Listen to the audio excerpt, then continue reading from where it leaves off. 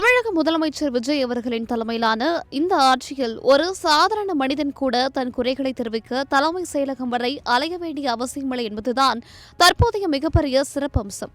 மக்களுடன் அரசு என்ற உன்னத திட்டத்தின் கீழ் உங்கள் வீட்டு வாசலுக்கே அரசு சேவைகளை கொண்டு வரும் நோக்கில் முதலமைச்சர் அலுவலகம் பல அதிரடி மற்றும் நவீன வழிமுறைகளை ஏற்படுத்தியுள்ளது. ஒரு சாமானியனின் குரல் நேரடியாக முதலமைச்சரின் கவனத்திற்கு செல்ல என்னென்ன செய்ய வேண்டும் என்பதை பற்றி இப்போது விரிவாக பார்க்கலாம்.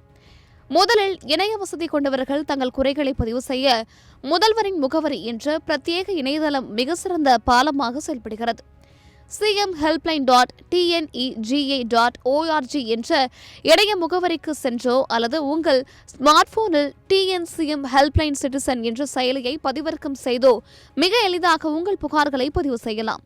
இது முழுக்க முழுக்க மக்களுக்காக உருவாக்கப்பட்ட ஒரு டிஜிட்டல் தளம்.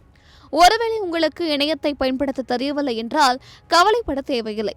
தமிழக அரசின் கட்டணமில்லா உதவி எண்ணான 1100 தொடர்பு கொண்டு உங்கள் கோரிக்கைகளை வாய்மொழியாகவே பதிவு செய்யலாம். இந்த சேவை அரசு விடுமுறை நாட்கள் உட்பட காலை 7 மணி முதல் இரவு 10 மணி வரை செயல்படும் என்பது குறிப்பிடத்தக்கது.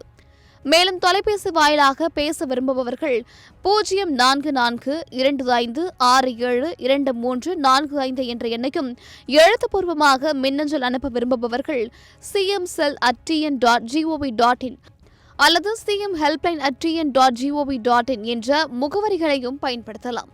பட்டா மாறுதல், குடிநீர் வசதி, சாலை வசதி, மின்சாரம் அல்லது மருத்துவம் என எந்த துறை சார்ந்த தனிநபர் பிரச்சனையாக இருந்தாலும் தகுந்த ஆதாரங்களுடன் நீங்கள் புகாரை பதிவு செய்யும் போது அது உடனடியாக உரிய அதிகாரிகளுக்கு அனுப்பப்படும். நீங்கள் புகாரை பதிவு செய்தவுடன் உங்களுக்கு ஒரு மனு எண் வழங்கப்படும்.